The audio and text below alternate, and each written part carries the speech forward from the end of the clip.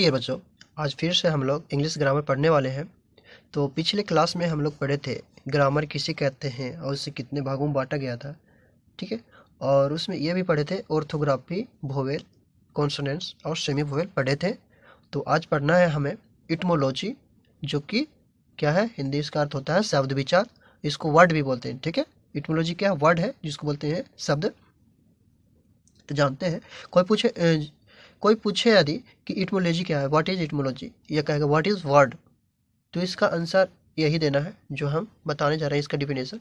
यदि आपको हिंदी समझ में आता है तो हिंदी में बोलें, या तो इंग्लिश में समझ में आता हो तो इंग्लिश में आप बोलें, और इसको आप नोट कर लीजिए। ठीक है, तो चलिए पढ़ते हैं। Etymology is a group of letter which makes a good meaning. इसका मतलब होता है शब्द वर्णों के सार्थक समूह को कहते हैं। वर्ण किसे कहते हैं? तो वर्णों के सार्थक समूह को इटमोलॉजी यानी कि शब्द विचार कहते हैं। जैसे एग्जाम्पल पे तो नहीं लिखे हैं, जिसे बोल सकते हैं बुक, रीड, रीड मैंने पढ़ना, ये सब एग्जाम्पल है शब्द का। ठीक है, यदि आपको लिखना है तो लिख सकते हैं, जैसे बुक, पेन। ठीक है, कोई चीज वस्तु का नाम लिख सकते हैं, आदि आदि, एक्सेट्रा एक्सेट्रा। तो चलिए अब इसका भेद पर विचार करते हैं। तो देयर आर 3 काइंड्स ऑफ इटमोलॉजी, मतलब शब्दों का कितने भेद होते हैं? तो शब्दों के 3 प्रकार होते हैं अंग्रेजी में। ठीक है, तो पहला जो है ओरिजिनल वर्ड होता है जिसको बोलते हैं मूल शब्द। दूसरा है फॉर्मल वर्ड जिसको बोलते हैं शब्दांश। एंड तीसरा है फंक्शनल वर्ड जिसको बोलते हैं शब्द का वर्गीकरण। तो इसमें से पहला नंबर पर आता है हमारा ओरिजिनल वर्ड। तो ओरिजिनल वर्ड किसे कहते हैं? तो चलिए जानते हैं। तो ओरिजिनल वर्ड यानी कि मूल शब्द, a word which does not change its form and it always lives in original form, that is called original word. इसका मतलब होता है वैसा शब्द जो अपना मूल रूप नहीं बदलता है, वो हमेशा मूल रूप में ही रहता है, उसे क्या बोलते हैं? ओरिजिनल वर्ड बोलते हैं, यानी कि मूल शब्द कहते हैं। जैसे बोल दे रहे हैं, जैसे रीड, ठीक है, टीच, और भी हो सकता है जैसे पॉसिबल। ये सब क्या है? अपना मूल रूप में है।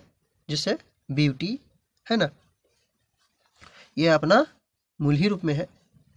तो अगर एग्जाम्पल के थ्रू लिखना चाहें तो लिख सकते हैं। दूसरा आता है फॉर्मल वर्ड। ठीक है, दूसरा नंबर पर क्या आता है? फॉर्मल वर्ड, जिसका अर्थ होता है हिंदी अर्थ शब्दांश। तो जानते हैं शब्दांश क्या है? तो शब्दांश a word is a word which is added to a word and makes a meaningful sense is called formal word। इसका मतलब होता है वैसा शब्द जो किसी शब्द में जुड़ जाता है और एक सार्थक अर्थ बनाता है, उसे फॉर्मल वर्ड कहते हैं। फिर से एक बार पढ़ते हैं।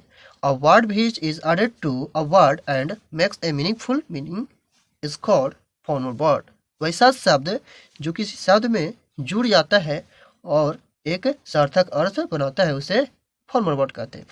जैसे हम कह सकते हैं हैंड प्लस सम। देखिए, हैंड माने हाथ होता है, सम माने कुछ होता है, लेकिन जब ये दोनों को मिल जाता है एक में तो हो जाता है हैंडसम, और हैंडसम माने होता है सुंदर। जैसे अब देखिए, ब्यूटी प्लस फुल, ब्यूटी और फुल दोनों जुट गया तो क्या हो गया हमारा?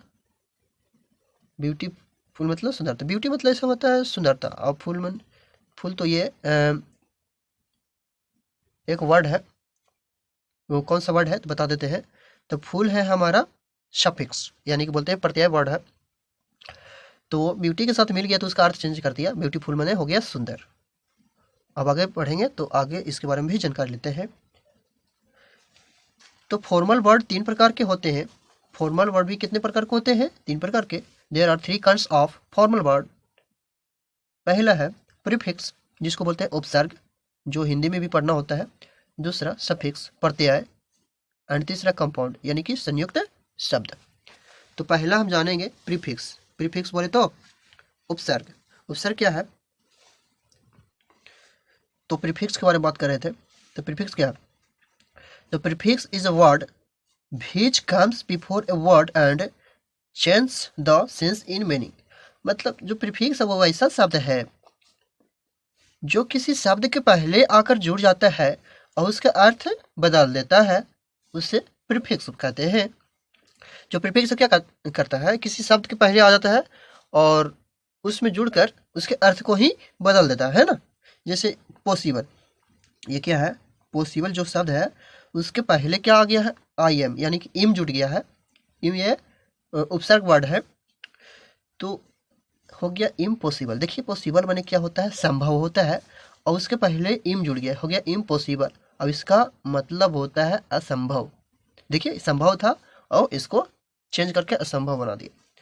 अब देखिए हैप्पी, हैप्पी क्या है, हैप्पी माने होता है खुश, ठीक है, हैप्पी माने खुश, उससे पहले जुड़ गया है अन, यू एन। अब हो गया अनहैप्पी, अनहैप्पी मतलब नाखुश, यानी कि दुख, है ना। इस तरीके से ये क्या करता है, अर्थ को बदल देता है, और भी मीनिंग है, ठीक है। आगे बढ़ते हैं।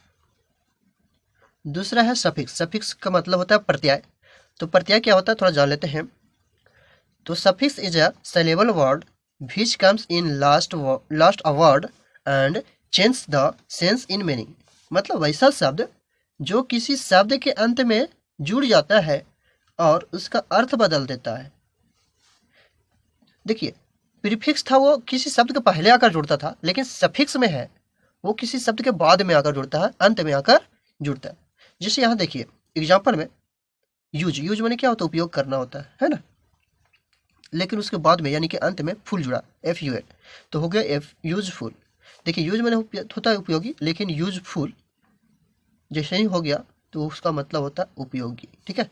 यूज माने उपयोग करना होता है, लेकिन यूजफुल माने उपयोगी होता है, मतलब अर्थ में चेंज बदल दे रहा है, ठीक है। जैसे बैड, बैड माने क्या होता है, बुरा, उसमें एल वाई लग गया, हो गया बैडली, मतलब बुरा तरीका से, है ना, या बुरा तरह से कह सकते हैं। तो चलिए तीसरा है कंपाउंड, जिसको बोलते हैं संयुक्त शब्द। तो संयुक्त शब्द है the word which is joint to और more than two words and change the sense in meaning, and change the sense in meaning. मतलब जब दो या दो से अधिक शब्द मिलकर एक सार्थक शब्द बनाते हैं उसे कंपाउंड कहते हैं। मतलब कह रहा है जब दो या दो से अधिक शब्द मिलकर एक नया शब्द का निर्माण करते हैं जो सार्थक हो, जो सही हो, वो गलत शब्द ना हो, वो क्या कहलाता है, कंपाउंड कहलाता है। जैसे पोस्ट को जोड़ दिए अब मैन के, ठीक है, पोस्ट माने होता है पद और मैन में होता है आदमी, ठीक है। तीन शब्द भी जुड़ सकता है, बोल रहा है ना, दो या दो से अधिक, यानी कि तीन भी हो सकता है, चार भी हो सकता है। यहाँ दो ही का हम लिए एग्जाम्पल में, जैसे पोस्ट मनी होता है पद और मैन मनी क्या होता है आदमी। अब दोनों जुटकर हो गया पोस्ट प्लस मैन, यानी कि पोस्टमैन। इसका मतलब हो जाता है क्या, डाकिया। मतलब दो शब्द मिलकर एक नया शब्द बन रहा था, ठीक है। तो इस तरीके से हम शब्द के सभी भेदों को पढ़ लिए हैं। एंड लेकिन एक भेद और बच रहा है, जो है हमारा फंक्शनल वर्ड। क्या है, फंक्शनल वर्ड शब्द का वर्गीकरण, यानी कि वर्गीकरण या वर्गीकरण एक ही बात होता है, थोड़ा सा का फर्क है। वर्गीकरण मतलब बांटना होता है, वर्गीकरण का मतलब ही बांटना ही होता है।